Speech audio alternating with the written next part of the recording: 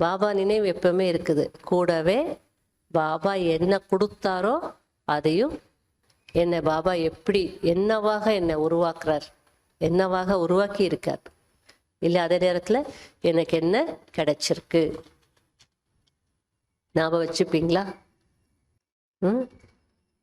எப்போ கேட்டாலும் பதில் நல்ல பதில் வருமா? எமர்ஜ் ரூபத்தில் இருக்கிறதுனா என்ன? விழிப்புணர்வில் இருக்கணும், அவேர்னஸில் இருக்கணும் இல்லையா? எப்பவுமே இருக்குமா? அதான் ஜென் கதையில் சொல்லுவாங்களே, ஒரு இளவரசனை குரு கிட்ட கொண்டு வந்து விடுவாங்க. இந்த இளவரசன் அவன் குரு பார்த்தா அப்பப்போ அடிச்சிட்டே இருப்பார், ஃபேஸ் டு ஃபேஸ் எப்போ பார்த்தாலும் அடிப்பார். இவர் தப்பிக்கிறதுக்கு ட்ரை பண்ணுறாரு. அப்போ தெரிஞ்சு போச்சு இந்த குரு அடிக்கிறாருன்னுட்டு பார்த்துட்டே இருப்பார், கவனமாக இருப்பார், அடி வாங்கக்கூடாதுன்னுட்டு இல்லையா? அதுக்கப்புறமா பின்னாடியிலேருந்து முன்னாடி அடித்தா தானே தெரிஞ்சிடுதுன்னு அவர் குரு என்ன பண்ணுவார், பின்னாடி அடிப்பார்.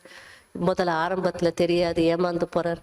அதுக்கப்புறம் பின்னாடியும் நான் அடி வாங்கக்கூடாதுன்னு சொல்லிட்டு என்ன பண்ணுவார், கவனமாக இருப்பார்.